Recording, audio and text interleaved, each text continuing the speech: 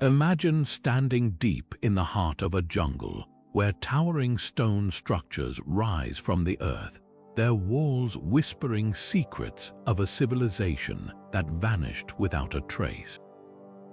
These are the lost cities of the Americas, places where entire societies thrived, built wonders that defy explanation, and then disappeared, leaving behind only fragments of their stories. From the dense rainforests of the Amazon to the arid deserts of the Southwest, these ancient ruins hold mysteries that have baffled explorers, archaeologists, and historians for centuries. What happened to the people who once walked these streets? Why did they abandon their homes? And what incredible knowledge did they take with them when they vanished into history? Today, we're embarking on a journey to uncover 25 of the most astonishing secrets hidden within these forgotten cities. Picture this: sprawling metropolises swallowed by nature, intricate carvings that hint at advanced astronomical knowledge, and legends of untold treasures still waiting to be found. These aren't just relics of the past, they're puzzles waiting to be solved, each piece revealing a little more about the ingenuity and resilience of the people who came before us. Whether it's the enigmatic collapse of the Maya, the sudden abandonment of Cahokia, or the cryptic symbols left behind by the Moche, every lost city has a story to tell. And some of these stories might just rewrite what we thought we knew about history. But this isn't just a tale of ruins and artifacts. It's a story about human curiosity, the same drive that pushes us to explore uncharted territories, to ask questions that have no easy answers, and to piece together the fragments of our shared past. As we delve into these 25 secrets, you'll discover how these ancient cultures shaped their world, how they connected with the stars, the earth, and each other, and why their legacies still matter today. So grab your metaphorical explorer's hat, because we're about to step into the shadows of history and uncover the truth behind the lost cities of the Americas. The adventure starts now. Along the banks of the Mississippi River, where bustling suburbs stand today, a metropolis once thrived, a city so vast it rivaled London in its heyday. This was Cahokia, the beating heart of a civilization that mysteriously vanished, leaving behind only towering earthen mounds as silent witnesses to its grandeur. At its peak around the year 1050, this sprawling settlement was home to tens of thousands, a hub of trade, ceremony, and engineering brilliance. The most striking remnant, Monk's Mound, a colossal structure rising 100 feet high, its base larger than the Great Pyramid of Giza. Just imagine the labor, the coordination, the sheer ambition it took to build this without modern tools. Yet by the 14th century, Cahokia's streets fell silent. Archaeologists sifting through the layers of history have pieced together clues, but the full story remains elusive. Some point to climate change, droughts that crippled crops, or floods that disrupted the delicate balance of life along the river. Others suggest social unrest, a breakdown of the powerful leadership that once united the city. There's even evidence of palisades, massive wooden walls erected in Cahokia's final years, hinting at conflict or external threats. But here's what's fascinating. Unlike other lost cities, Cahokia's people didn't just disappear. They likely dispersed, blending into neighboring communities, their knowledge and traditions carried forward like embers from a fading fire. The mounds themselves hold secrets too. Excavations reveal ceremonial objects, carefully placed burials, and even traces of astronomical alignments. One particularly chilling discovery, a mass grave known as Mound 72, where the remains of over 50 young women were found. Sacrifices perhaps to appease gods or mark the passing of a revered leader. These glimpses into Cahokia's spiritual world raise as many questions as they answer.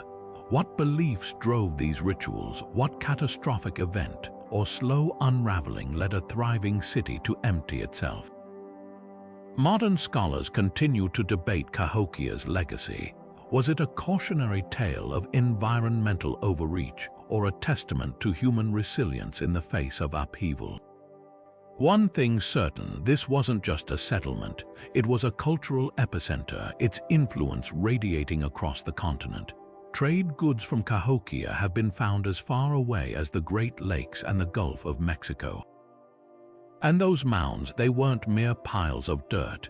Each layer was meticulously engineered, built to endure centuries, a final message from a people who refused to be forgotten.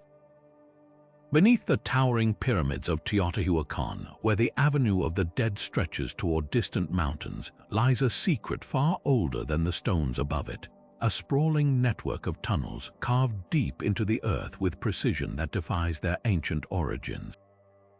This underground labyrinth, discovered only in the past few decades, has rewritten our understanding of Mexico's City of the Gods.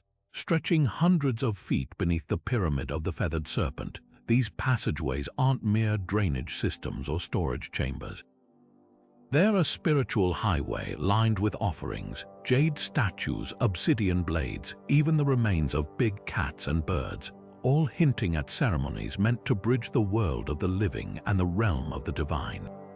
Recent excavations have uncovered something even more astonishing. Liquid mercury pools in the tunnel's deepest chambers, shimmering like miniature rivers under archaeologists' lamps. In Mesoamerican cosmology, mercury symbolized the underworld's sacred waters, a mirror to the heavens above. But why go to such extremes, digging through solid rock, hauling tons of soil upward, all to create this hidden cosmos beneath the city? Some scholars believe these tunnels were a recreation of the mythical underworld, where priests performed rituals to commune with ancestors or channel the power of gods. Others point to Teotihuacán's obsession with alignment. The tunnels mirror celestial patterns, suggesting the entire city was designed as a living map of the universe. Yet the most haunting question remains unanswered: who sealed these tunnels and why? Around the year 550, someone meticulously filled them with rubble, almost as if hiding something or protecting the world above from whatever lay below. Was it fear, reverence, a warning? Modern laser scans reveal chambers still unexplored, their contents unknown. One theory suggests the tunnels were part of a grand narrative, a physical manifestation of the city's founding myth, where the gods gathered to create the sun and moon. If true, Teotihuacán's builders didn't just construct a city, they engineered a sacred machine where every pyramid, street, and tunnel played a role in keeping cosmic order intact. What makes these discoveries even more compelling is their scale. The main tunnel runs nearly 300 feet straight toward the pyramid's core, its walls once painted with mineral pigments to resemble a starry night. Miniature mountains and rivers were sculpted along its path, turning the journey underground into a symbolic pilgrimage. And at its heart, a chamber filled with seashells from distant coasts, proof that Teotihuacán's influence spanned continents. This wasn't just a hidden passage, it was a theater of myth, a place where the boundaries between human and divine blurred. As archaeologists continue to uncover layers of this subterranean mystery, one thing becomes clear: Teotihuacán's genius wasn't just in its towering monuments, but in the secrets buried beneath them. Every artifact, every aligned stone whispers of a civilization that saw the earth itself as sacred, a canvas for the cosmos. And somewhere in those dark, mercury-laced tunnels, the city's deepest truths may still lie waiting. Deep in the Amazon rainforest, where the canopy blocks out the sun and rivers twist like serpents through uncharted wilderness, legends speak of a golden city untouched by time, Akaka. Indigenous tribes have passed down stories for generations about this sacred place, said to be built by ancient gods and guarded by spirits. According to these oral traditions, Akaka was more than just a city. It was a gateway to other worlds, its temples filled with technology and wisdom far beyond our understanding. The tales describe towering stone structures adorned with gold, underground tunnels stretching for miles, and a people who vanished without a trace, leaving only whispers behind. The modern hunt for Akaka began in the 1970s when a German journalist named Karl Brugger met a tribal leader named Tatunkanara who claimed to be a prince of the lost city. His descriptions were vivid: 13 underground chambers holding sacred artifacts, a library of crystal tablets, even a network of tunnels connecting Akaka to other legendary sites across South America. Expeditions launched in search of these ruins, but the rainforest proved unforgiving. Thick vegetation, hostile wildlife, and the sheer scale of the terrain turned every journey into a battle against nature itself. Some explorers never returned, fueling speculation that Akaka's guardians, whether human or something more mysterious, were determined to keep its secrets hidden. Yet recent advances in technology have reignited the quest. Satellite imagery and LiDAR scans have revealed geometric shapes beneath the dense foliage, ancient roads, plazas, and what appear to be the remains of massive earthworks. These discoveries suggest that the Amazon, long thought to be too harsh for large-scale civilizations, may have once hosted thriving urban centers. Could one of these be Akaka? Archaeologists remain divided. Some argue that the legends are metaphorical, blending history with myth. Others point to physical evidence: pottery shards, tool fragments, and even traces of terra preta, the mysterious fertile soil engineered by vanished cultures. What makes Akaka so compelling isn't just the potential for ruins. It's the idea that an entire civilization could rise, flourish, and disappear in one of the most inhospitable environments on Earth.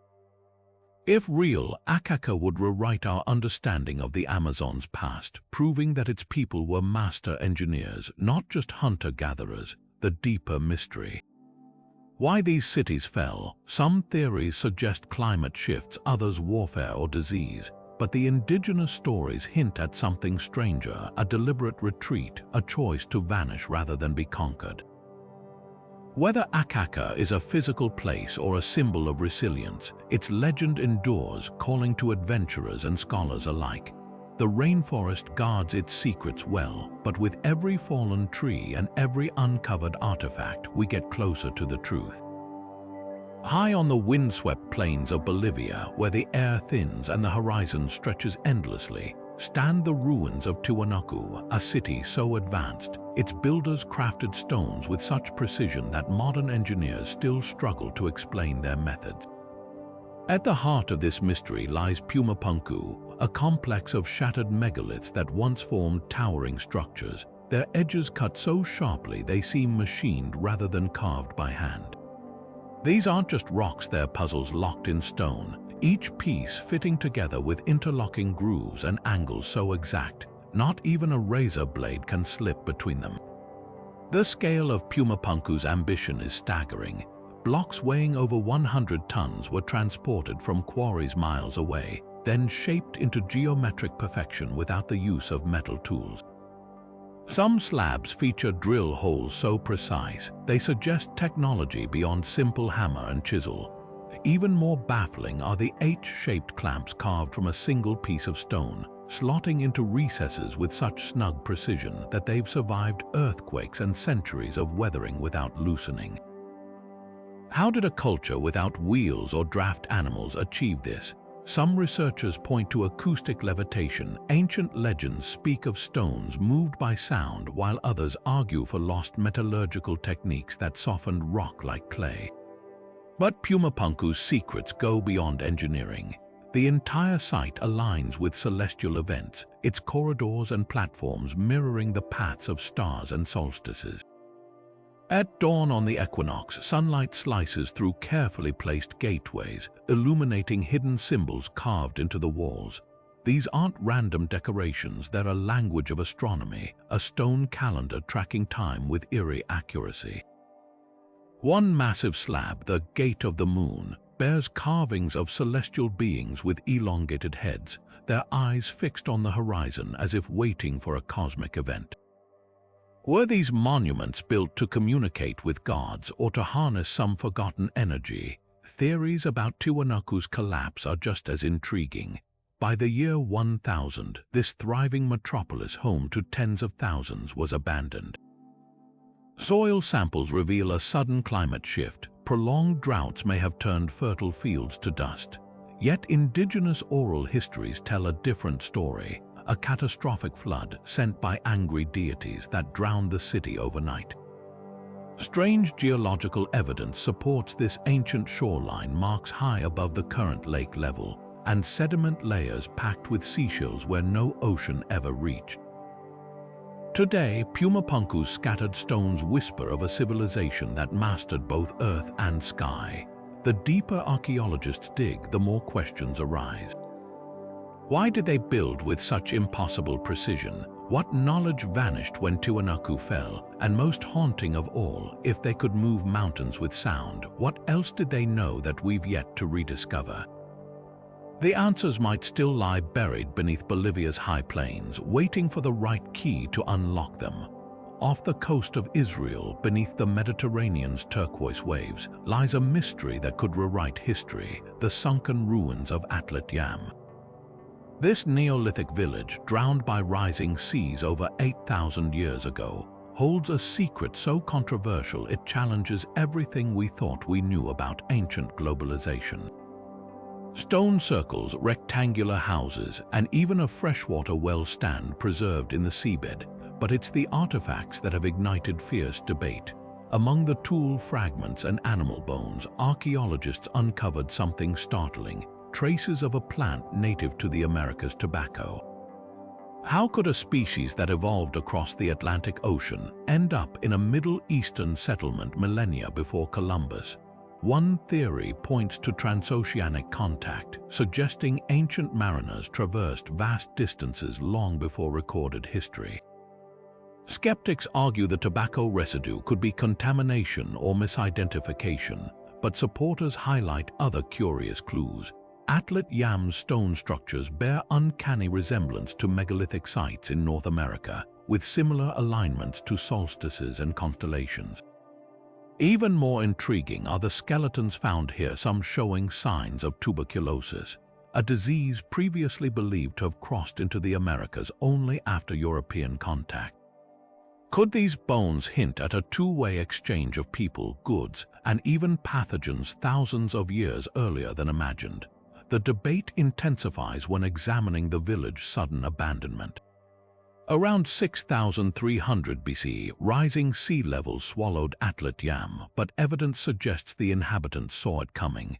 Wells were deliberately filled and homes dismantled methodically, as if the community packed up and migrated. Where did they go? Some researchers propose they didn't just move inland. They may have taken to the seas, carrying their knowledge to distant shores. Oral traditions from coastal Native American tribes speak of fair-skinned visitors arriving from the east in ancient times, while genetic studies reveal unexpected markers in certain indigenous populations. Could Atlit-Yam's survivors have been among these early voyagers? Mainstream archaeology remains cautious, dismissing transoceanic theories as fringe speculation. Yet every few years, new discoveries muddy the waters. In 2019, a study of ancient South American sweet potatoes, a crop of undeniable New World origin, found genetic evidence of prehistoric Polynesian contact. If plants could cross oceans, why not people? Atlit-Yam's submerged ruins force us to reconsider the ingenuity of Neolithic cultures. These weren't primitive farmers, they were astronomers, engineers, and possibly explorers who viewed the horizon not as a boundary but an invitation. The most haunting question isn't whether Atlit-Yam's people reached the Americas, it's what their story tells us about human resilience. Faced with drowning homelands, they didn't just survive, they may have seeded connections across continents, leaving echoes in stone circles, folklore, and even our DNA. As climate change once again reshapes our coastlines, their legacy feels unnervingly relevant. The sea took their city, but their secrets are still rising to the surface. On the shores of Lake Superior, where cold waves crash against rocky cliffs, lies a mystery buried in plain sight, thousands of ancient mine pits, some dating back over 8,000 years. These aren't random holes in the ground. They're the work of a sophisticated copper mining operation, one that extracted an estimated 500 million pounds of the precious metal long before European contact.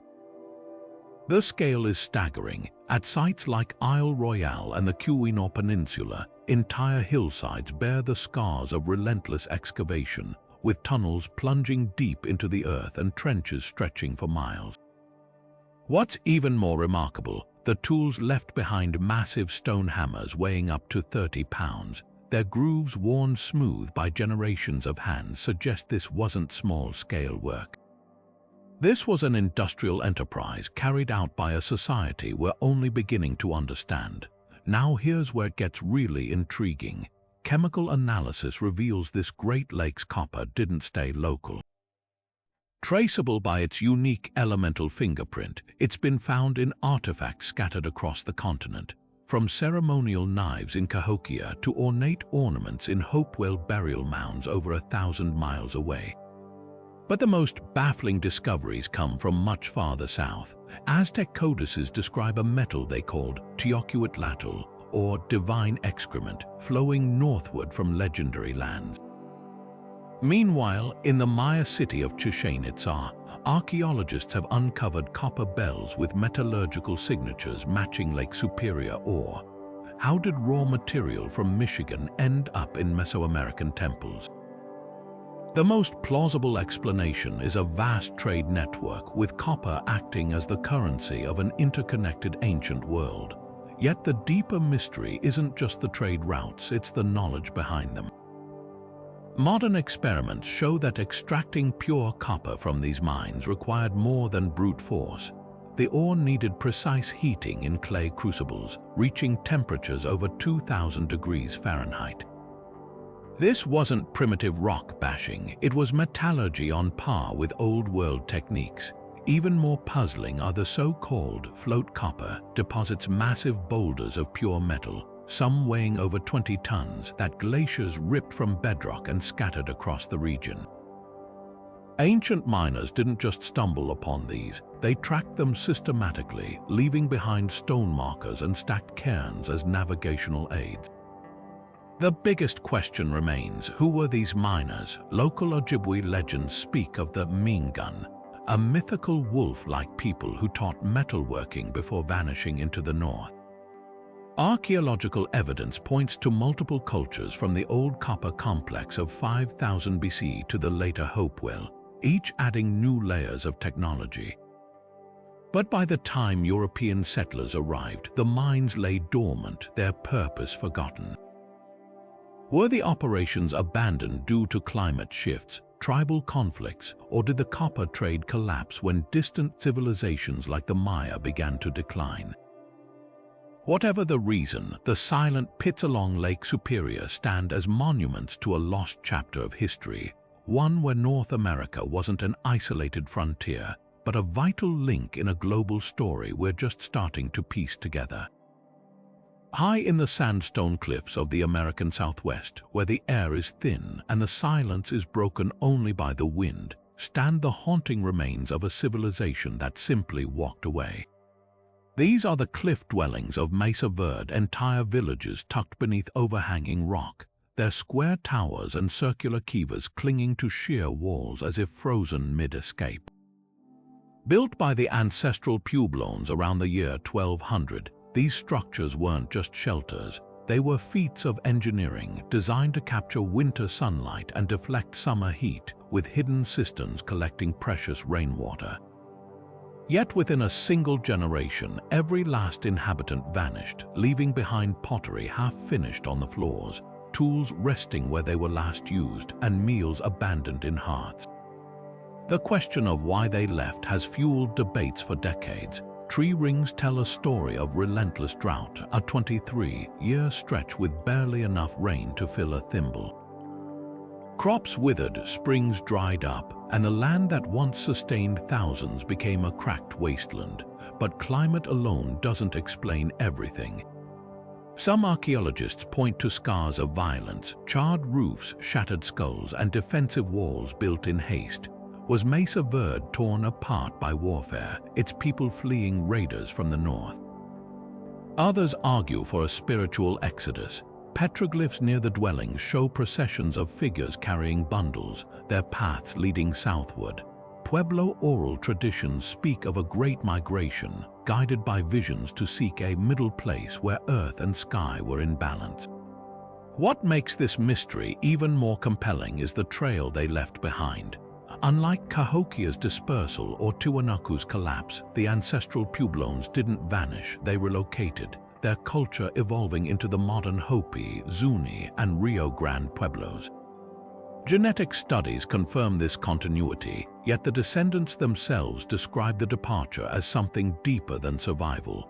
In Hopi cosmology, the migration was a sacred journey, each clan following signs, a falling star, a talking bird, to reunite in their promised land. Recent excavations at Mesa Verde hint at a society under immense strain. Analysis of turkey bones reveals starving animals butchered in desperation, while human remains show signs of malnutrition. Yet amid this suffering, there's evidence of ceremony, kiva floors scattered with prayer sticks, altars stacked with blue corn kernels. This wasn't a panicked retreat, it was a deliberate, if painful, choice. Some researchers propose a cascading failure drought triggering unrest prompting spiritual crisis, while tribal historians emphasize a cyclical view of time, where leaving was simply the next chapter in an ancient story. Standing in those empty cliff dwellings today, you can almost feel the weight of their decision.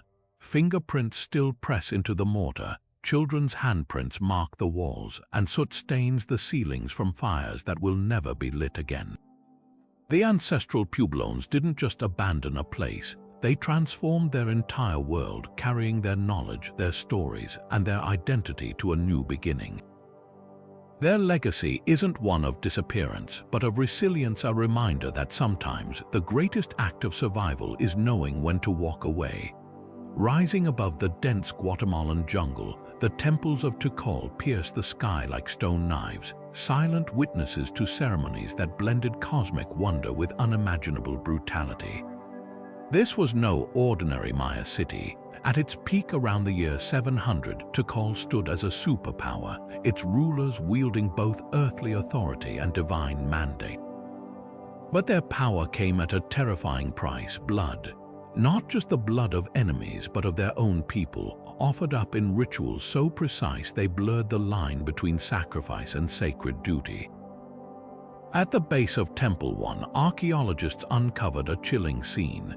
The remains of dozens of young men, their skeletons arranged in concentric circles, some still clutching obsidian blades. Forensic analysis reveals these weren't random victims. Their teeth show signs of elite diets, their bones marked by years of training. These were warriors, possibly nobility, who walked willingly to their deaths. Why? Because in Tikal's worldview, blood wasn't just spilled, it was currency. The Maya believed the cosmos demanded payment to keep the sun rising, the rains falling, and the world in balance. Rulers like the famed Jasorchan Kayawil didn't just order these sacrifices, they participated, piercing their own tongues and genitals in gruesome spectacles to prove their devotion.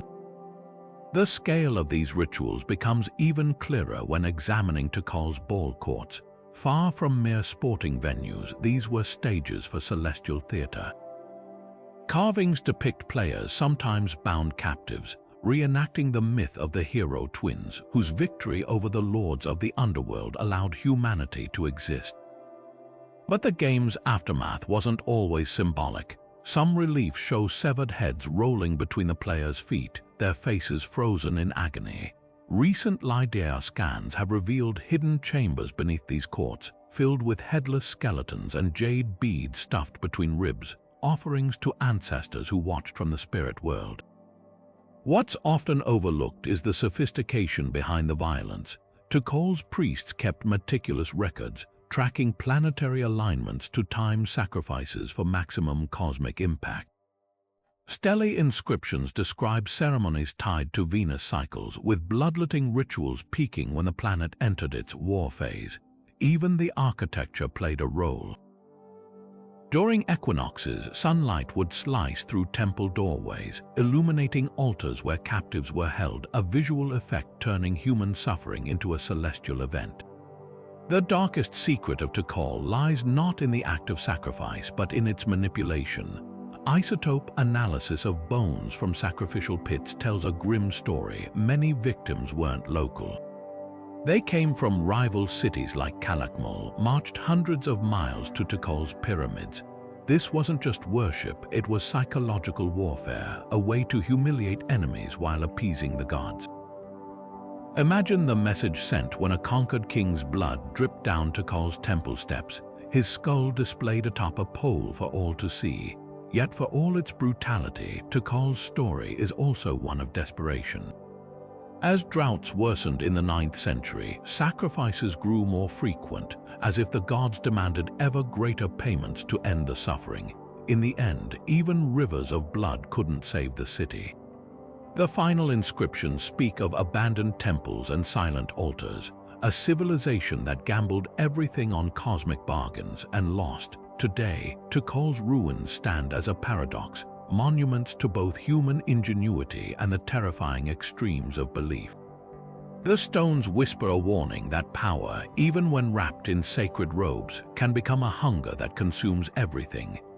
Beneath the sun-baked plains of Peru's Nazca Desert, where ancient artists carved sprawling geoglyphs visible only from the sky, lies a secret far more elusive than the lines themselves, a hidden world of tunnels and chambers winding deep beneath the earth.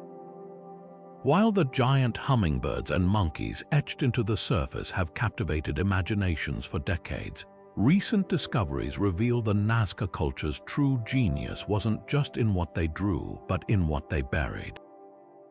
Using ground-penetrating radar, archaeologists have mapped a labyrinth of passageways stretching beneath the famous lines, some descending over 60 feet into the bedrock.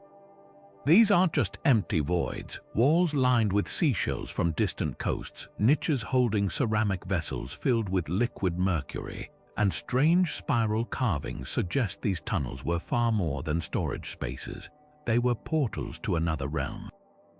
Water seems to be the key to understanding this underground network. The Nazca, living in one of the driest places on Earth, developed an intricate system of aqueducts called puquios to channel scarce groundwater. But the newly discovered tunnels don't match these practical structures. Instead, they curve in ritual patterns, converging beneath certain geoglyphs in circular chambers where traces of plant-based hallucinogens have been found. One theory posits these were sites for vision quests, where shamans ingested psychotropic brews to commune with deities believed to control rain. Supporting this, Spanish colonial accounts describe Inca legends of the Nazcas, traveling stones, mythical portals said to allow passage between worlds when activated by blood offerings. The most startling revelation came in 2018, when robotic probes explored a sealed chamber near the Heron geoglyph. Inside, they uncovered a tableau of human remains, their skeletons arranged in fetal positions around a central stone bowl filled with liquid gold. Forensic analysis showed these individuals, mostly young women, had been given coca and ayahuasca before death, their bones showing no signs of struggle. Were they willing participants in a ritual to feed the earth? The chamber's ceiling bears carvings of serpents descending toward the bowl, mirroring Andean creation myths where watery underworld deities rise to bring fertility. What makes these tunnels truly revolutionary is how they connect to the surface lines. Precision laser scans reveal something astonishing. Certain geoglyphs act as acoustic amplifiers, their shapes funneling wind into harmonic frequencies that resonate through the tunnels below. During solstices, these vibrations peak, causing mercury pools in the deepest chambers to ripple as if alive. Was this the Nazca's ultimate design, not just marking the earth, but turning it into a giant instrument to summon forces beyond human understanding? As debates rage over the tunnel's purpose, one thing is clear. The Nazca didn't just watch the skies, they listened to the earth, weaving sound, water, and sacred geometry into a tapestry of belief we're only beginning to decipher. Every new discovery in those shadowed passageways challenges our assumptions, suggesting the lines above were merely the surface of a far deeper story, one written in stone, blood, and the echoes of rituals lost to time. For centuries, the name El Dorado has shimmered like fool's gold in the imaginations of explorers, a city where streets were paved with precious metal, where rulers powdered their bodies in gold dust and untold wealth waited just beyond reach. But behind the legend lies a truth far more fascinating than fantasy. The real El Dorado wasn't a place at all, it was a person. The Muisca people of Colombia's highlands practiced a ritual so breathtaking, it twisted into myth under the greed of Spanish conquistadors. Every new leader underwent an initiation at Lake Guatavita. Coated in gold dust from head to toe, he'd paddle to the lake's center on a raft laden with emeralds and golden offerings, then plunge into the waters, washing away the gold as his people cheered from the shores. This wasn't decadence, it was sacred balance, a symbolic exchange with the gods who provided prosperity. When the Spanish caught whispers of this ceremony, their obsession warped the story. Gold became a destination, not a sacrament. Expeditions hacked through jungles, drained lakes, and slaughtered thousands in pursuit of a city that never existed. The most infamous attempt, in 1580, adventurers sliced a chunk from Lake Guatavita's rim to drain it, recovering a handful of golden idols enough to fuel the madness but never satisfy it. Centuries later, modern sonar scans revealed why. The lakebed holds hundreds of artifacts, but nothing resembling a golden metropolis. The real treasure was always the Muisca's craftsmanship, their intricate tunjos, small votive figures telling stories of cosmology and community. Yet the jungle hasn't given up all its secrets. In 2020, LiDAR scans over Colombia's Serranía de la Lindosa revealed something startling. Terraces and roads snaking through untouched rainforest, part of a sprawling settlement contemporaneous with the Muisca. Nearby, cave paintings depict armored figures and strange rituals, possibly recording early encounters with Europeans. Could this be the city conquistadors glimpsed in fragments? Archaeologists caution against wishful thinking. These ruins show no evidence of gold hoards, only sophisticated agriculture and astronomy. The curse of El Dorado lingers not in failed treasure hunts, but in the stories we refuse to hear. The Muisca's descendants still live near Guatavita, their oral histories preserving a truth far richer than gold, that the greatest wealth wasn't mined from the earth, but woven into the fabric of a culture that understood value beyond metal. Every gilded artifact hauled from Colombian soil carries this irony. The real El Dorado was never lost. It was simply misunderstood, reduced to a metaphor for insatiable hunger, while its true meaning floated, untouchable, on the waters of a sacred lake. At the heart of Chichén Itzá, the Kukulkan pyramid doesn't just dominate the landscape, it talks to the sky. Every equinox, as the sun traces its path across the heavens, a mesmerizing spectacle unfolds along the pyramid's northern staircase. Shadows and light converge to form the undulating body of a feathered serpent, slithering down the steps to meet its stone head at the base. This isn't an accident of architecture. It's a precise celestial calculator carved in limestone, proving the Maya didn't just observe the cosmos, they wove it into the very fabric of their city. The genius of this alignment lies in its layers. The pyramid's four sides each have 91 steps, totaling 364 when combined with the shared platform at the top, a number mirroring the solar year. The serpent's descent isn't a vague silhouette, it's a timed performance. Triangular shadows cast by the terrace's edges align perfectly to create 7 points of light, mimicking the diamond pattern on a rattlesnake's back.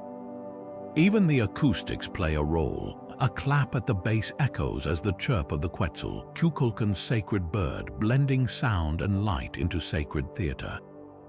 But the pyramid's secrets go beyond equinoxes. Researchers using 3D modeling discovered that its orientation also marks the rising and setting of Venus, a planet deeply tied to warfare and rebirth in Maya cosmology. During the planet's 8-year cycle, shadows cast at dawn on specific dates align with carvings of warriors and captives on nearby platforms. This dual function, calendar and cosmic stage, reveals how the Maya saw time not as linear but as a spiral where celestial events repeated in sacred rhythms. The most tantalizing question isn't how they built it, but why. Spanish chronicles describe ceremonies where priests, dressed as Kukulkan, would emerge from hidden tunnels beneath the pyramid during these alignments, as if the god himself had answered the call of the stars. Recent ground scans confirm the existence of subterranean chambers, some flooded, possibly representing the watery underworld of Maya myth. The pyramid wasn't just a temple, it was a crossroads between realms where humanity could witness the moment the sky touched the earth. Modern attempts to replicate the serpent illusion with artificial lighting fall short. The Maya used nothing but the sun's angle and their understanding of geometry, a reminder that their primitive technology was anything but. As the equinox shadows fade each year, they leave behind a silent challenge: to see beyond the spectacle and recognize the minds that turned stone and shadow into a conversation with the universe. On the arid peninsula of Paracas, where Peru's desert meets the Pacific's cold currents, archaeologists unearthed something that defies explanation: hundreds of mummy bundles, their skulls stretched into impossible shapes, some nearly a foot longer than any human head should be. Wrapped in layers of vibrantly dyed textiles depicting mythical creatures and cosmic patterns, these remains aren't just artifacts, they're enigmas frozen in cloth and bone. The Paracas culture, flourishing between 800 BC and 100 BC, didn't just bury their dead, they transformed them into vessels of mystery, leaving behind questions that still haunt science today. The skulls are the first clue. Unlike the flattened forehead seen in cultures that practiced head binding, these crania exhibit natural elongation, a structural difference so pronounced it suggests something far more radical than infant cranial deformation. X-rays and DNA analysis reveal startling anomalies: heavier bone density, altered suture patterns, and even differences in the positioning of the foramen magnum, the hole where the spine meets the skull. These aren't just shaped heads, they're anatomically distinct, fueling theories ranging from genetic isolation to, more controversially, deliberate manipulation by a culture with advanced knowledge of heredity. The local Yoros people, descendants of coastal tribes, whisper legends of the Hathors, elongated beings who came from the stars, their wisdom woven into Paracas textiles. Speaking of textiles, the mummy bundles themselves are masterpieces of artistry and intention. Some contain up to 20 layers of fabric, each dyed with mineral pigments that have retained their brilliance for millennia. The iconography is anything but random. Hybrid creatures with feline and avian traits, geometric patterns mirroring constellations, even what appear to be maps of unseen landscapes. One particularly striking bundle, dubbed the Red Priest, wore a headdress of spun gold threads and held a bag of powdered cinnabar, a toxic mercury compound used in ritual paints. Why such care for the dead? Paracas culture viewed burial as a transition, not an end.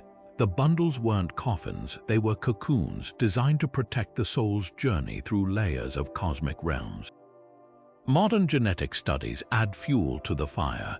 Preliminary DNA sequencing of the elongated skulls shows markers not found in typical Native American populations, including a rare haplogroup linked to ancient Anatolia.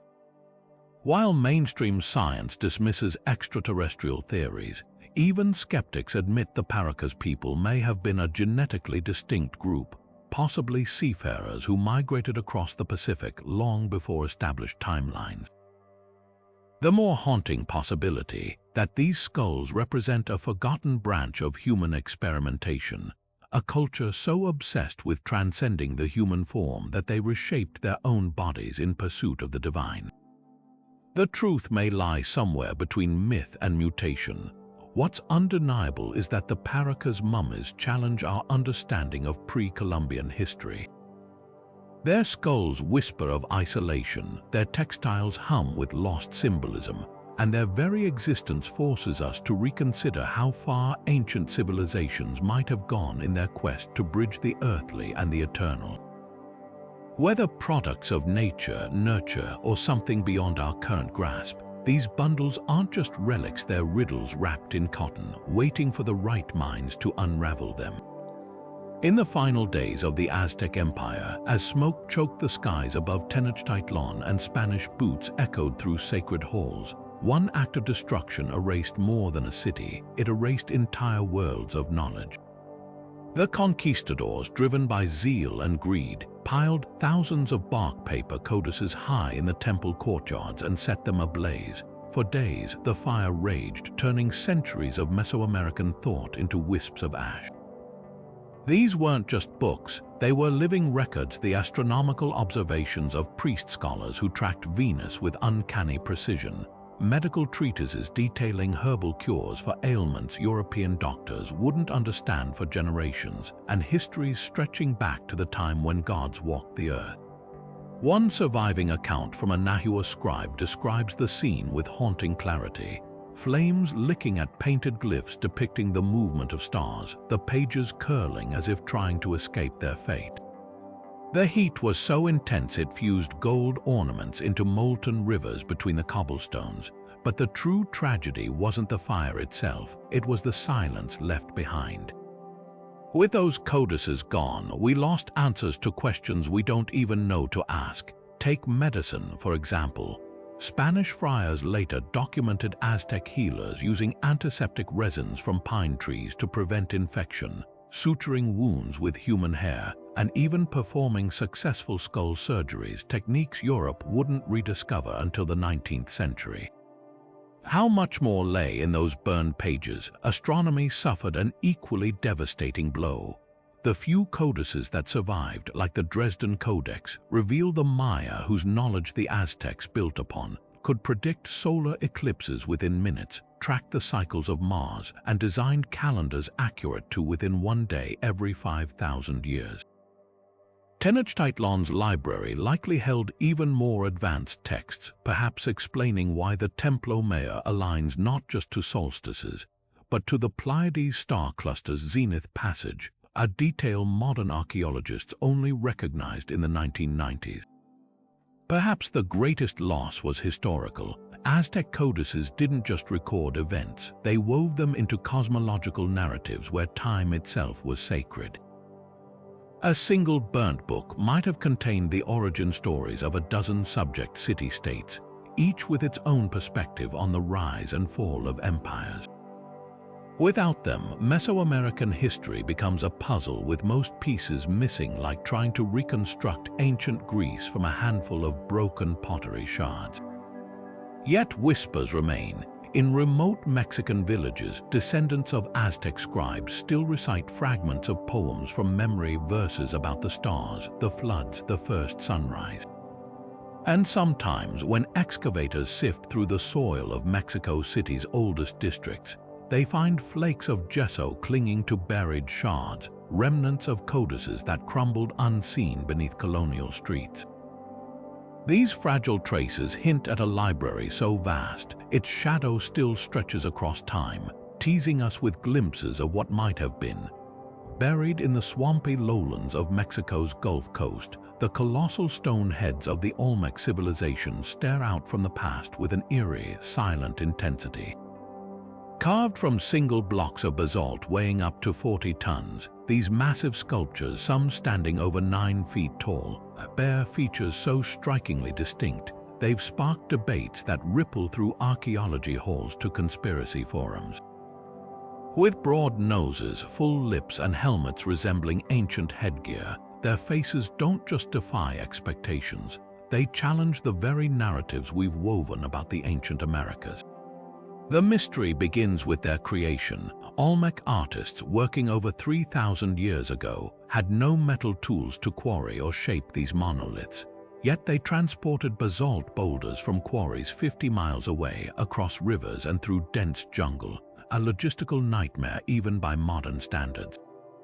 How? One theory suggests they used rafts during flood seasons, letting the waterways do the heavy lifting. Another points to a network of rollers and rope systems with hundreds of laborers coordinating in unison. But the real shock isn't just the how, it's the why.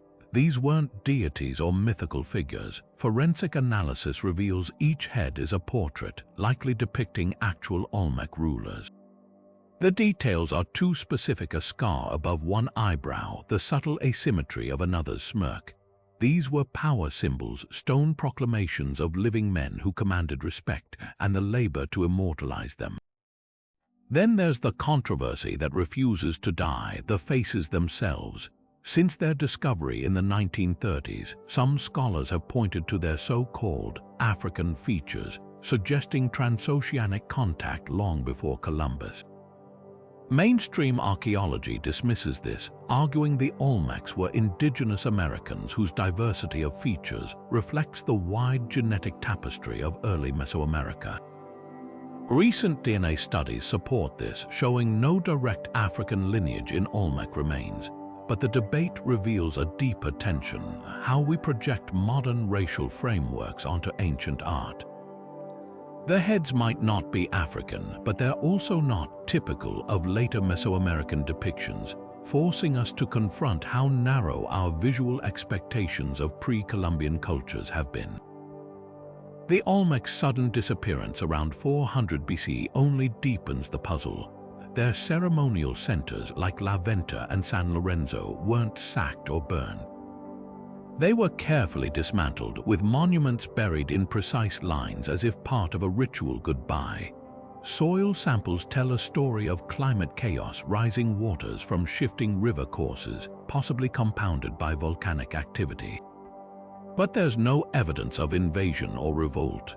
Instead, the Olmecs seem to have dissolved back into the landscape, their knowledge absorbed by rising civilizations like the Maya and Zapotec.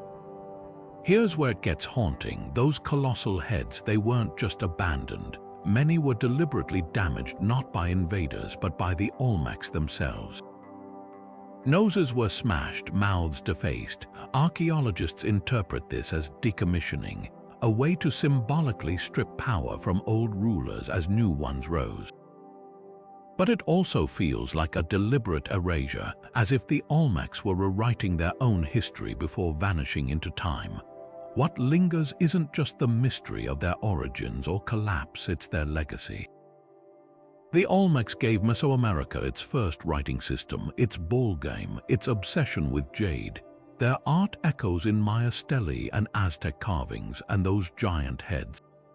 They weren't just portraits, they were anchors, tethering a civilization's identity to stone in a land of floods and forgetting. To stand before one today is to lock eyes with a king who ruled when Rome was just a village, and to wonder what other stories these silent sentinels might still be hiding. High in the mist-shrouded Andes, where condors circle ancient peaks, Machu Picchu's stone terraces cling to the mountainside like a dream half-remembered. For decades, the story was simple. This lost city of the Incas lay forgotten until 1911, when dashing explorer Hiram Bingham discovered it, brush in hand, as if the jungle had parted just for him.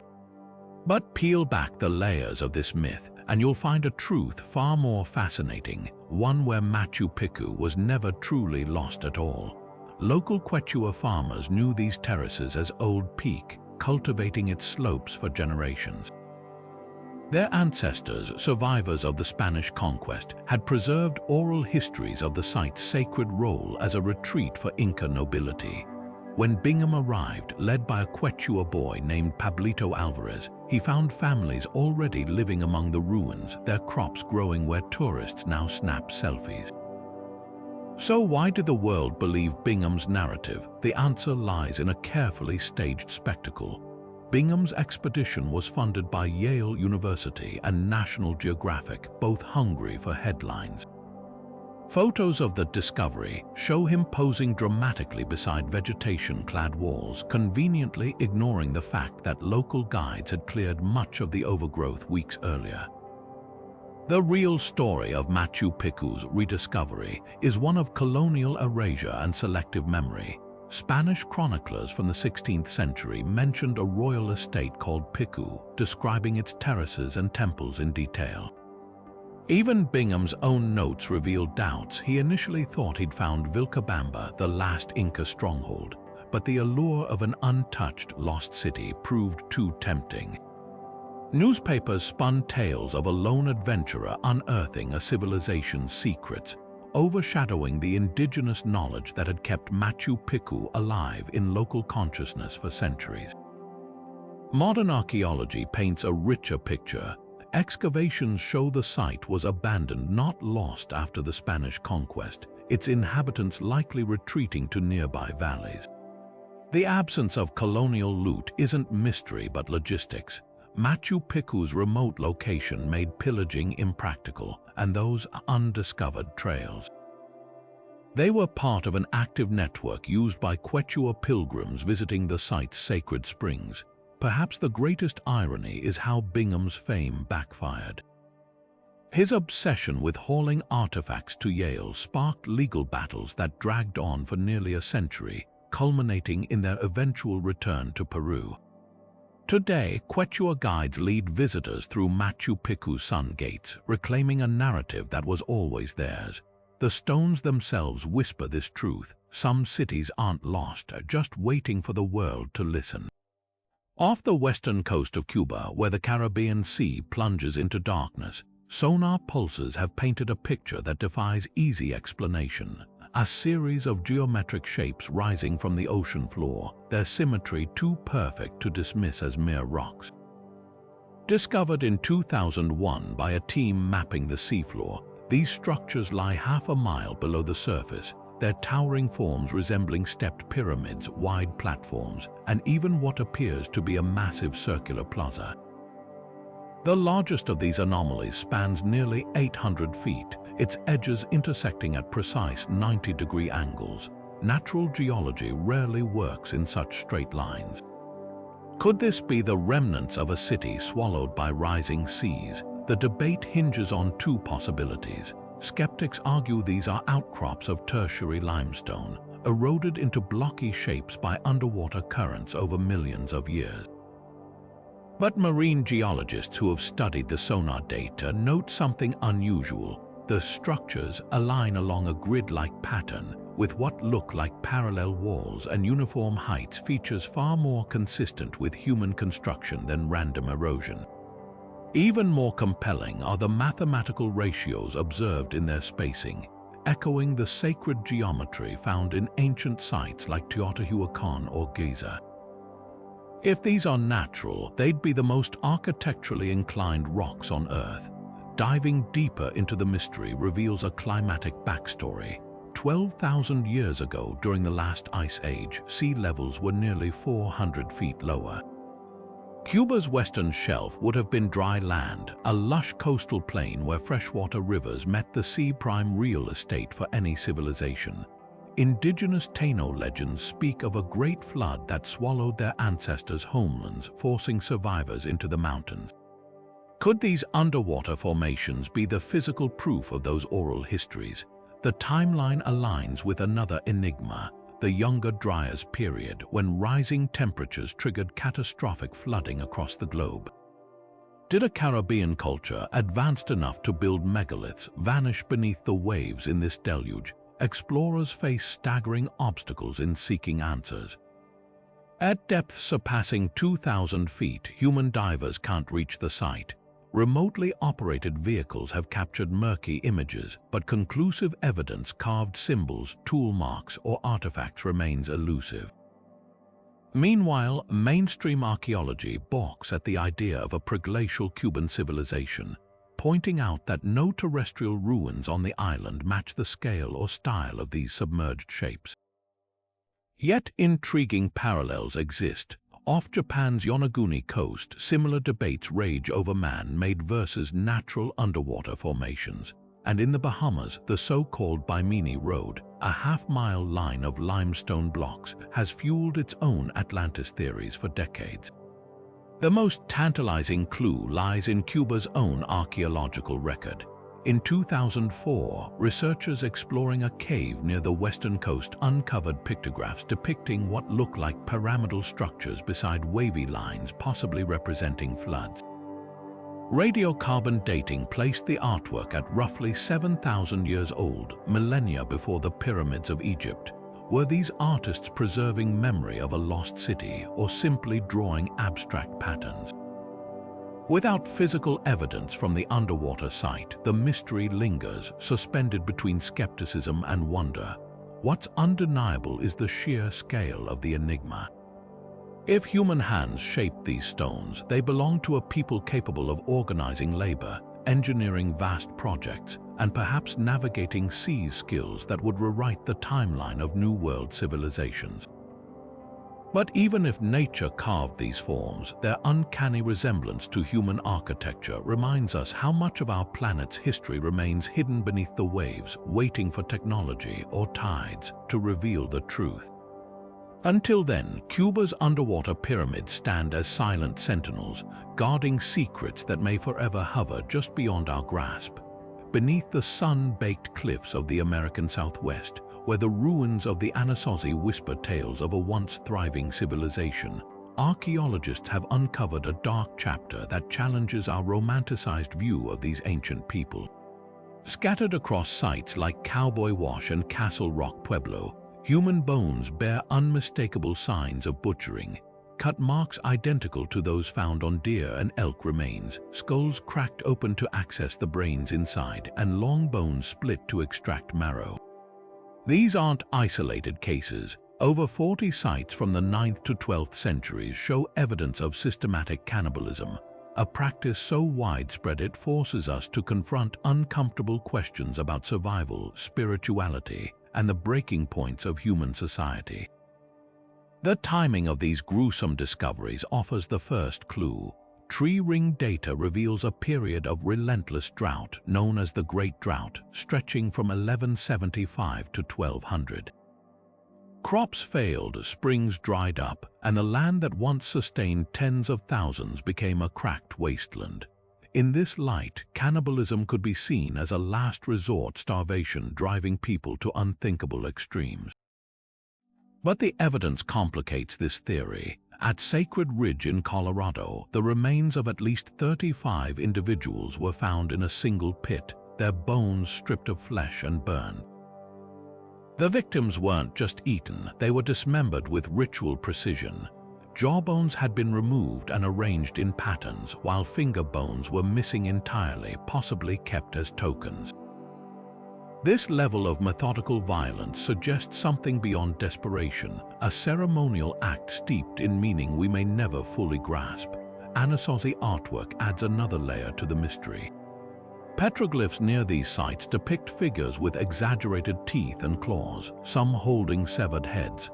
Others show scenes of bound captives and dancing figures with skeletal features. Were these warnings, celebrations, or visual records of ceremonies meant to channel power from the consumed? Some scholars point to parallels with Mesoamerican cultures like the Maya, where ritual cannibalism was believed to transfer a victim's strength to the eater. The Anasazi traded with distant civilizations. Could they have adopted these beliefs during their collapse?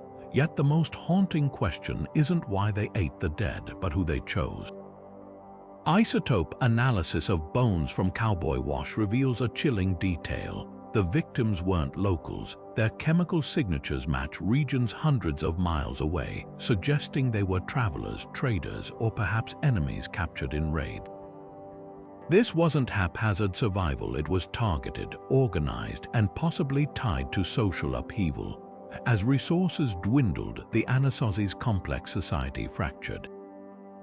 Towering cliff dwellings, once symbols of communal living, became fortresses, their walls scarred by fire and projectile points. Cannibalism may have been not just a response to hunger, but a weapon of terror in a world unraveling. Modern Pueblo tribes, descendants of the Anasazi, reject the label of cannibal ancestors. Their oral histories speak of outsiders, violent interlopers who brought these practices before being driven out. This perspective forces us to consider another possibility. that the cannibals weren't the Anasazi at all, but invaders who preyed upon them. Without written records, the truth remains fragmented like the bones themselves. What's undeniable is that these acts, whether born of faith or famine, mark a turning point. Shortly after these events, the Anasazi abandoned their great houses and cliffside cities, dispersing into smaller groups. Their legacy, like the split bones and scorched earth they left behind, is a reminder of how thin the veneer of civilization can be when the rains don't come. Deep in the humid jungles of Belize, where howler monkeys call through the canopy, a legend took root, one that would captivate treasure hunters, Hollywood filmmakers, and even Smithsonian researchers for over a century. The crystal skulls, those hauntingly beautiful carvings of translucent quartz, were said to be ancient relics of the Maya, imbued with supernatural powers. Stories swirled around them, that they glowed in the dark, that they whispered secrets to those who held them, that they were fragments of a lost Atlantean technology.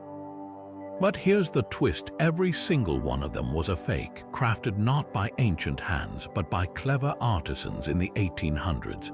The most famous of these, the Mitchell Hedges skull, supposedly discovered in the ruins of Lubontan in 1924, became the centerpiece of the myth.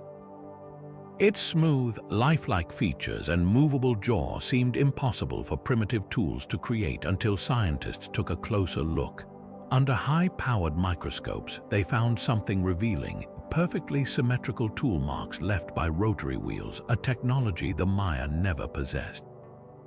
Carbon dating, impossible since quartz can't be radiocarbon dated, but the style was all wrong. Maya carvings favored symbolism over realism, and none of their artwork depicted disembodied heads with such anatomical precision. The smoking gun came in 2008 when the British Museum and Smithsonian conducted joint tests. Their verdict: every skull they examined showed signs of modern abrasives and polishing techniques. But who would go to such lengths to fabricate ancient artifacts? The answer lies in 19th century Europe's obsession with the exotic. As museums competed for sensational finds, a cottage industry sprang up in Mexico and Central America, where local craftsmen, often trained in Catholic workshops carving saint statues, began producing ancient relics for wealthy collectors. The skulls weren't meant to deceive scholars. They were souvenirs, curiosities for Victorian cabinets. Yet once they reached the hands of charismatic figures like adventurer F.A. Mitchell Hedges, who claimed his skull had been used by Maya priests to will death, the legend took on a life of its own. What's fascinating isn't just the hoax, but why it stuck. The skulls tapped into a deeper hunger for mystery, for connection to a romanticized past. Indigenous groups, though not the carvers of these fakes, reclaimed them as symbols of resilience. Modern Maya activists display replicas at protests, transforming colonial kitsch into emblems of cultural pride. Meanwhile, New Age movements adopted them as spiritual talismans, proof of ancient high technology. Never mind the evidence. The irony: the real Maya did carve skulls, just not from crystal. Actual artifacts like the limestone skull racks at Chichen Itza served as war trophies, displaying the heads of defeated enemies. These gruesome monuments were about power, not mysticism. The crystal skulls, by contrast, reflect Western fantasies, a sanitized, glamorized version of indigenous history, stripped of its complexity. Today, the skulls occupy a strange space, debunked as frauds, yet undeniably influential. They've starred in Indiana Jones films, inspired video games, and even sparked congressional hearings when the Smithsonian nearly displayed one as genuine. Their legacy is a lesson in how easily fiction can eclipse fact, and how our hunger for wonder sometimes blinds us to the truth. The real magic of these objects isn't in their origins, but in what they reveal about us, the stories we choose to believe, and why we need them so badly. For centuries, the Icelandic sagas spoke of a land beyond Greenland, a place of wild grapes and towering trees called Vinland, where Norse explorers built homes and traded with the locals. Many dismissed these stories as myth until 1960, when a Norwegian archaeologist followed the clues straight to a grassy knoll in Newfoundland. There at Atlit-Yam Meadows, his team unearthed something extraordinary: the unmistakable outline of a Viking longhouse, its fire-cracked stones and iron nails confirming what the sagas had whispered all along. This wasn't just a campsite, it was a staging ground for expeditions, proof that Norse sailors reached North America a full 500 years before Columbus. The artifacts tell a story richer than fiction: a bronze cloak pin, fragments of a soapstone spindle wall, and even butternut shells, all evidence of a community that lived here long enough to mend clothes, process food, and explore farther south. Butternuts don't grow in Newfoundland. They must have been gathered from the Gulf of St. Lawrence, matching saga descriptions of expeditions to warmer regions.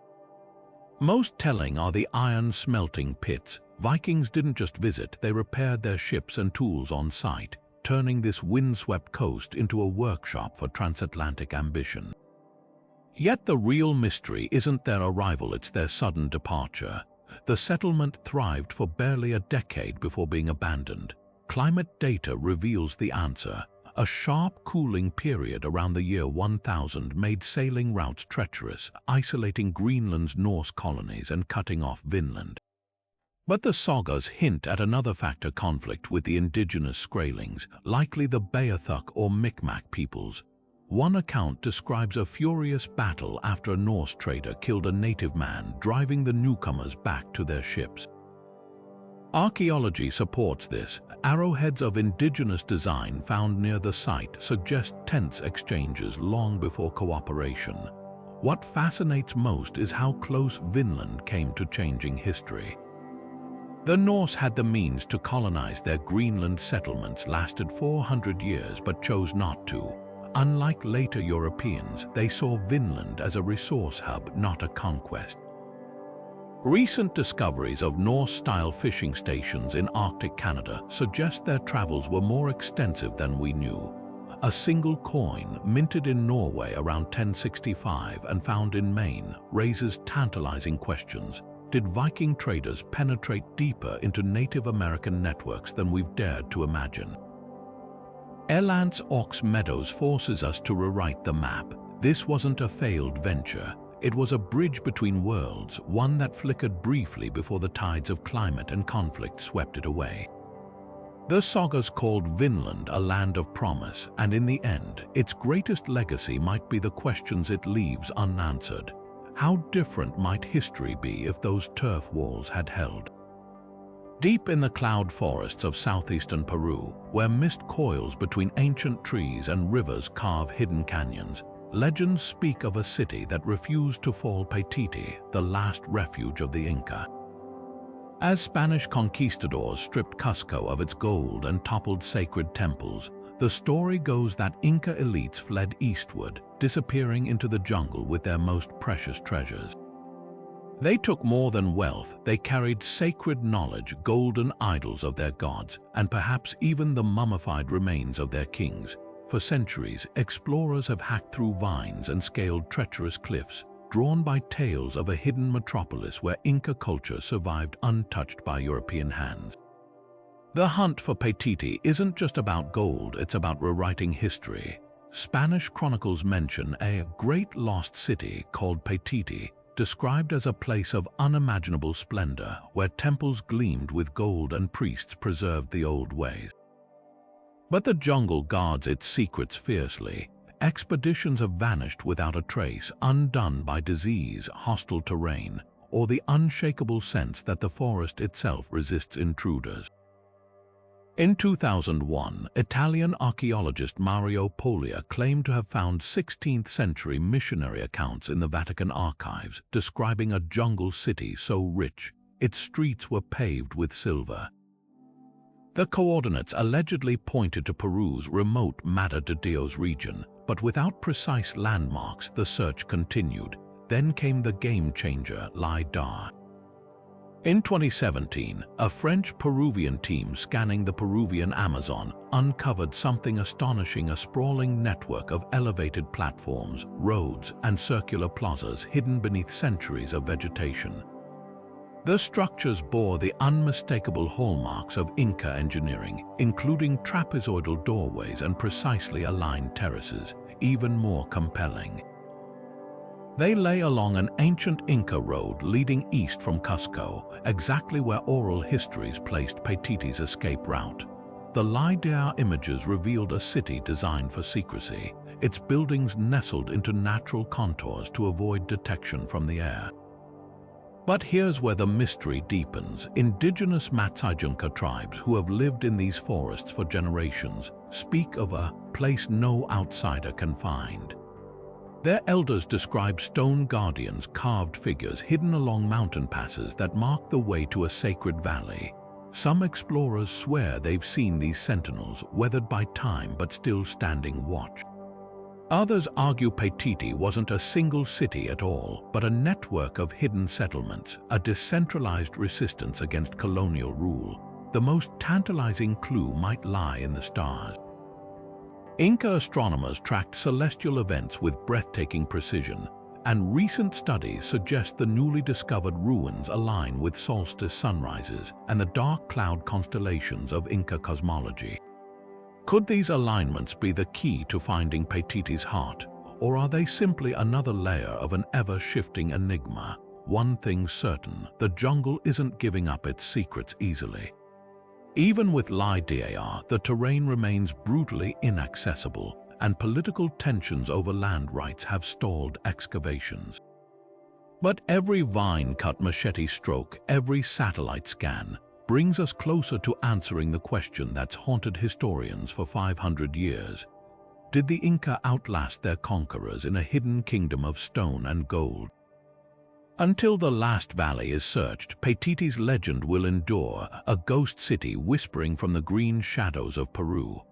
Standing atop the jagged heights overlooking Cusco, the stone walls of Sacsayhuaman defy logic, massive blocks weighing up to 300 tons, cut with such geometric perfection that not a blade of grass can squeeze between them. These aren't just walls, they're three-dimensional puzzles, their interlocking angles so precise that some corners unite 12 stones in a seamless embrace. The Spanish conquistadors, stunned by what they saw, attributed the fortress to demons or giants. Even today, engineers scratch their heads at how the Inca, without iron tools or mortar, achieved masonry so advanced it survived earthquakes that flattened colonial cathedrals. The secret lies in the stone itself. Andesite, the volcanic rock used here, is notoriously hard, yet Inca builders shaped it with an almost supernatural finesse. Traditional explanations cite stone hammers and bronze chisels, but experiments show these tools would take years to carve a single block. Quechua oral histories offer another clue. They speak of a sacred plant, its juices softening rock like clay. While scientists dismiss this as myth, geologists have found that certain organic acids can indeed weaken andesite's surface, making it easier to work. Could the Inca have possessed botanical knowledge lost to time? Even more baffling is the logistics. The nearest quarry sits over 20 miles away across rugged terrain. Without wheels or draft animals, how were these megaliths transported? One theory points to a system of ropes and log rollers, with hundreds of laborers coordinating like a living conveyor belt. But the steep inclines leading to Sacsayhuaman make this nearly impossible. Another possibility, the stones were dragged across glaciers during winter months when ice reduced friction, a technique hinted at in Inca artwork showing figures hauling loads over snowy paths. The purpose of these walls fuels just as much debate. Spanish accounts describe Sacsayhuaman as a fortress, its zigzagging ramparts designed to funnel attackers into deadly choke points. But recent excavations reveal a grander vision. The stones align with solstice sunrises, and acoustic tests show the walls amplify certain frequencies perhaps used in ceremonies. Below the surface, tunnels twist toward Cusco, suggesting the entire complex was a spiritual as much as a military project. Perhaps the greatest mystery isn't how the Inca built Sacsayhuaman, but why they invested such staggering effort. The answer might lie in their worldview. To the Inca, stone was alive, a sacred being to be coaxed into form. Each block's unique shape wasn't just engineering, it was a conversation with the earth itself. When you run your hand along those seams today, you're not just touching a wall, you're touching a philosophy, one where humanity and nature collaborated to create something eternal. The stones of Sacsayhuamán don't just stand, they sing. Stretching across the Atacama Desert's scorched plains, where rain hasn't fallen in centuries, lies a gallery of giants, massive figures etched into the earth so vast they can only be fully seen from the sky. The most staggering of them all, the Atacama giant, towers over 300 feet tall, its elongated body and crowned head staring blankly toward the horizon. This isn't just art, it's a desert codex, a silent language left by cultures who thrived in one of the harshest environments on Earth. Unlike Peru's Nazca lines, these Chilean geoglyphs aren't just animals or geometric shapes. They form a sprawling narrative with humanoid figures, llamas, and intricate spiral patterns stretching for miles, each telling a story we're only beginning to decipher. What makes these earthworks even more intriguing is their purpose. Some researchers believe they served as pilgrimage markers, guiding travelers across the barren landscape toward sacred sites like the Pucará de Quito or the oasis of San Pedro de Atacama. The giant itself aligns perfectly with a pre-Columbian trade route. Its outstretched arms pointing toward distant water sources a lifeline for desert nomads. Others argue these figures were cosmic maps. The giant's crown, adorned with what appear to be rays, mirrors the Andean deity Tunupa Tarapacá, a god associated with volcanoes and celestial phenomena.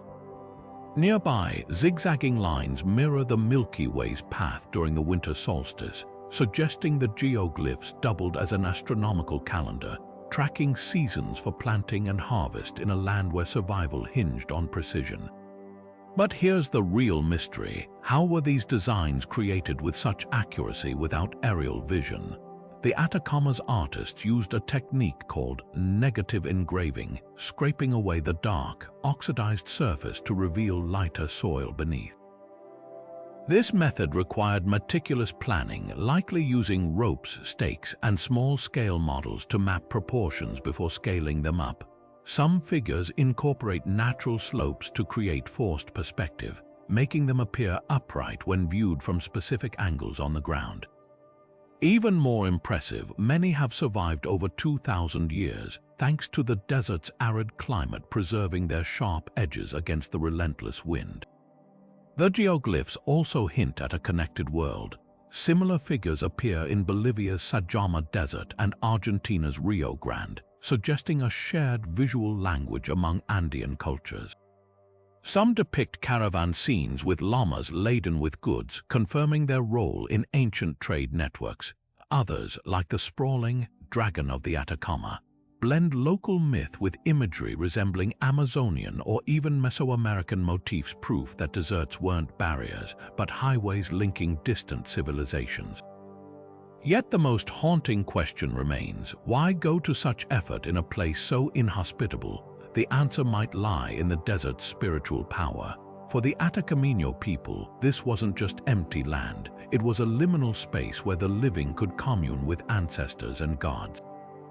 Modern excavations near the geoglyphs have uncovered offerings, shells from the Pacific, feathers from the Amazon, even coca leaves from the eastern Andes, left as gifts to unseen forces. The giant itself may have been a guardian, its gaze fixed not on the earth but the stars, a silent sentinel bridging the human and the divine. Today, these desert drawings face new threats. Mining operations and off-road vehicles scar the fragile soil, while climate change alters wind patterns that once preserved them.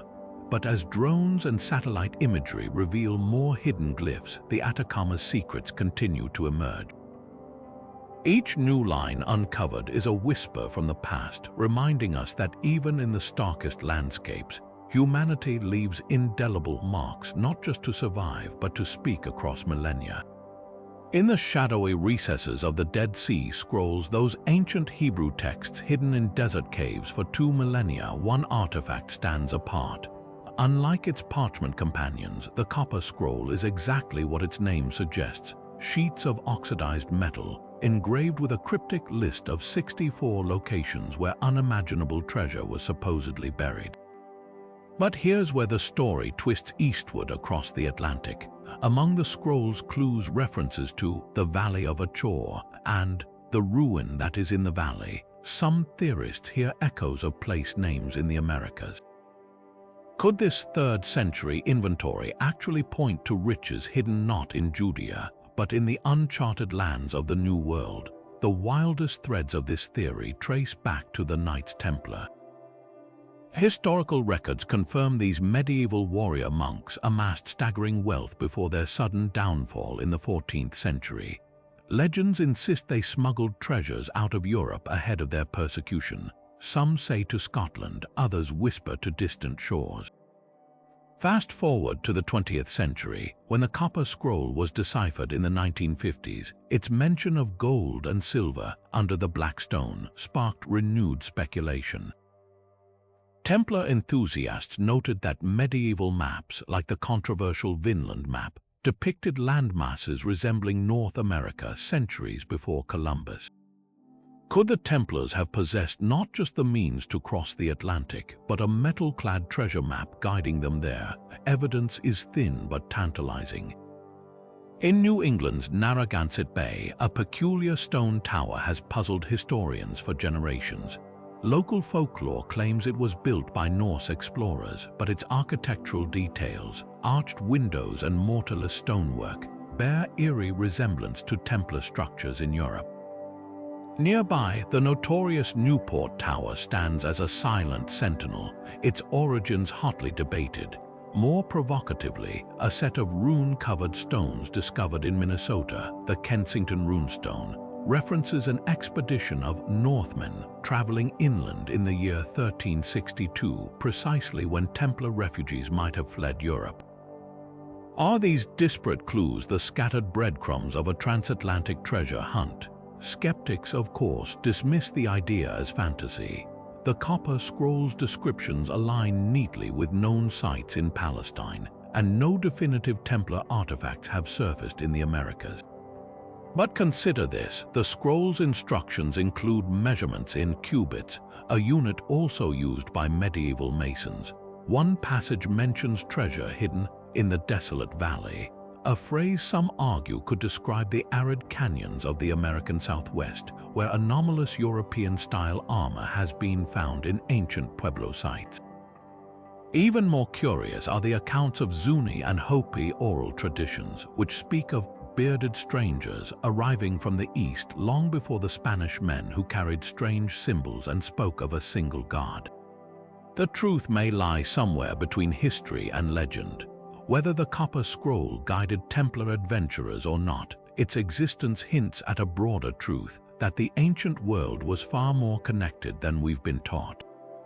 Seas weren't barriers, they were highways, and treasure, whether gold or knowledge, has a way of slipping through the cracks of empires, waiting for the right moment or the right theory to resurface. Until someone unearths a chest of silver marked with a cross pate in the hills of Kentucky or the deserts of Mexico, the Copper Scroll's American secret remains just that, a secret, pulsing beneath layers of rust and time. Deep in the impenetrable rainforests of Honduras, where vines choke ancient trees and the air hums with unseen life, a legend persisted for centuries, a city of white stone, hidden so completely by jungle that even the locals spoke of it only in whispers. They called it La Ciudad Blanca, the White City, or sometimes, with a shiver of reverence, the City of the Monkey God.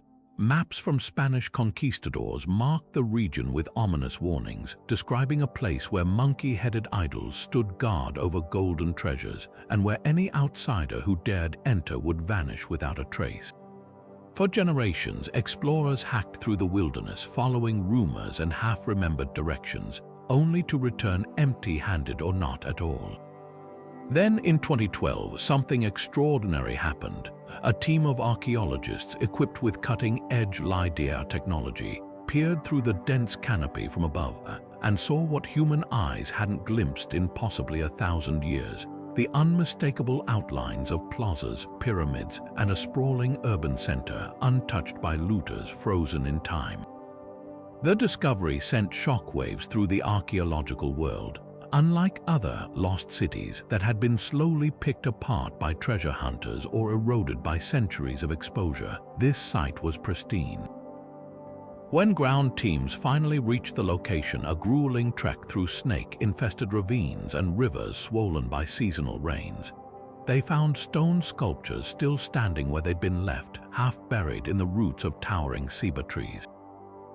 The most striking, a cache of ceremonial artifacts, including a vessel carved with the likeness of a snarling wood jaguar, and a striking stone seat depicting what might be a shaman mid-transformation, his human features merging with those of a howler monkey.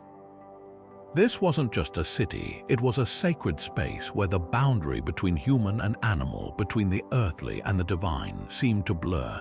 Dating the site revealed even more surprises. Ceramics and carbon samples placed its peak between the years 1000 and 1400, a time when many Mesoamerican civilizations were already in decline. Yet here, in this isolated pocket of Honduras, a culture had thrived, untouched by the collapse of the Maya or the rise of the Aztecs. The architecture bore hints of influence from distant lands, traces of Mayan glyphs mixed with unique local styles, but the city's true builders remain a mystery.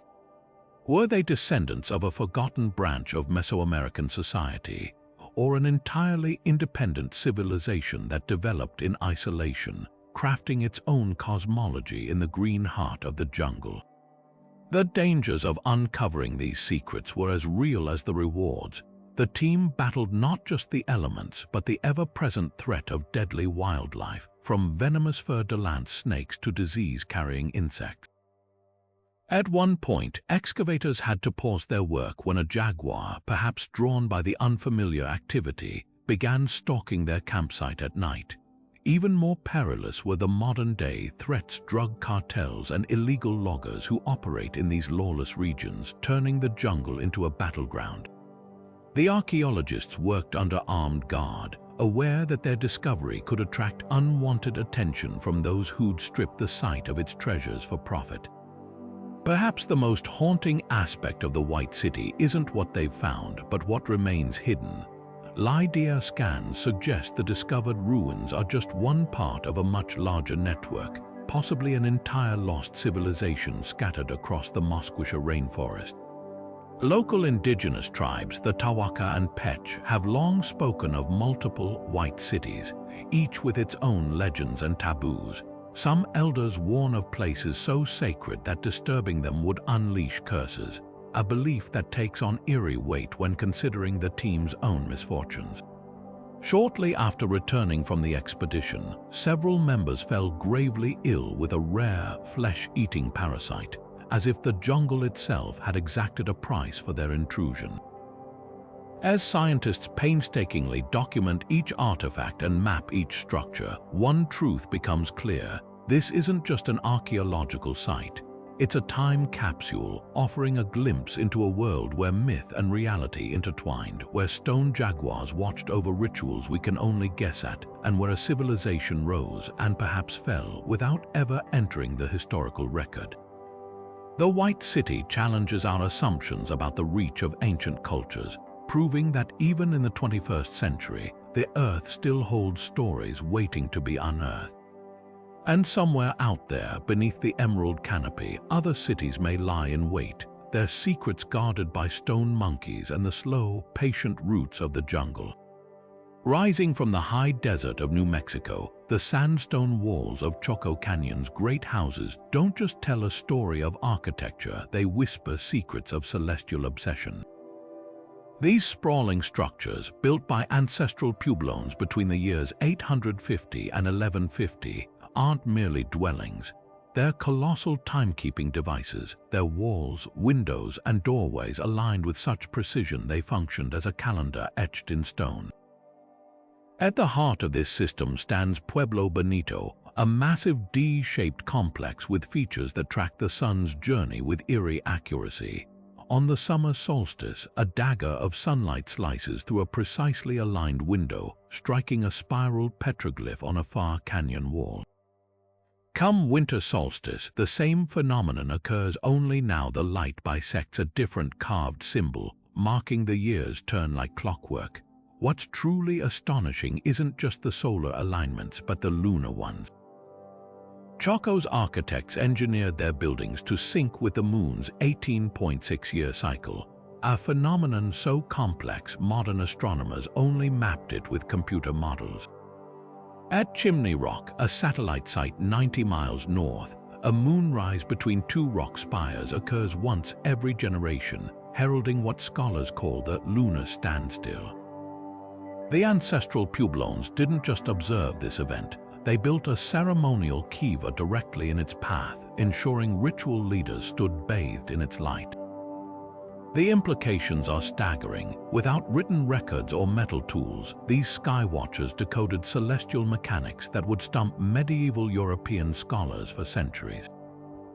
The genius of Choco's design lies in its layers. Fajada Butte, a lone mesa overlooking the canyon, hosts the infamous sun dagger petroglyph, a spiral that interacts with sunlight and shadow to mark equinoxes and solstices.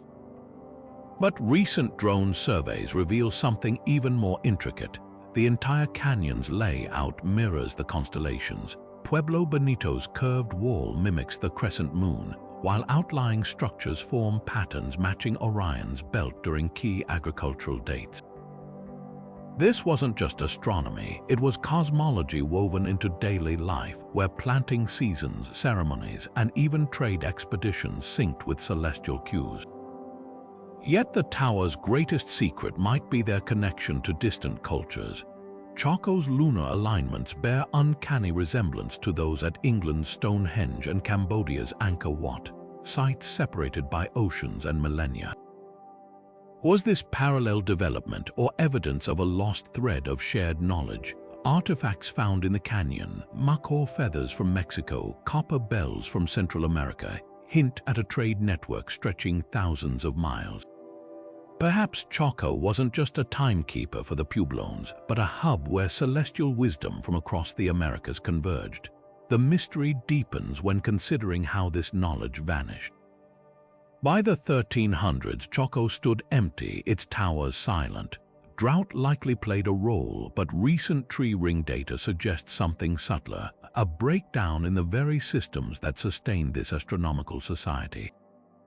As climate shifts altered the predictability of seasons, the celestial markers may have fallen out of sync, eroding trust in the priest astronomers who governed by the sky's rhythms. Today, as archaeologists use 3D modeling to recreate Choco's alignments, we're left with a humbling truth. These towers weren't just measuring time. They were encoding humanity's eternal dance with the cosmos, a dance whose steps were only beginning to retrace. From the towering stone enigmas of Sacsayhuaman to the submerged pyramids off Cuba's coast, these 25 secrets have taken us on a journey through time where every crumbling wall and buried artifact forces us to rethink what we know about the Americas. Each mystery peels back another layer, revealing civilizations far more interconnected, ingenious, and complex than our history books ever suggested. Who could have imagined that the copper mines of Lake Superior might have fueled trade networks stretching to Mesoamerica, or that desert geoglyphs in Chile held celestial maps precise enough to rival modern astronomy? These aren't just footnotes, they're seismic shifts in our understanding, proving that the past was never as simple as we assumed. But here's the most thrilling part: these discoveries are just the beginning. For every secret we've uncovered, a dozen more wait in the shadows, hidden beneath jungle canopies, locked in undeciphered glyphs, or preserved in oral traditions we're only starting to take seriously. The lost cities of the Americas aren't just relics, they're invitations, invitations to question, to explore, and to recognize that history isn't a static record. It's a living puzzle, constantly reshaped by new evidence and perspectives. Now it's your turn. Which of these 25 mysteries resonated most with you? Was it the eerie precision of Choco Canyon's celestial towers, the chilling evidence of the Anasazi's final days? Or perhaps the tantalizing possibility that the Templars might have chased the Copper Scroll's treasure across the Atlantic? Drop your favorite theory in the comments. I'd love to hear which secrets ignite your curiosity. And if you're hungry for more deep dives into history's unsolved puzzles, don't forget to subscribe. Who knows, the next video might just feature the discovery that rewrites everything again. Until then, keep questioning, keep wondering, and remember, the past has a way of surprising us when we least expect it.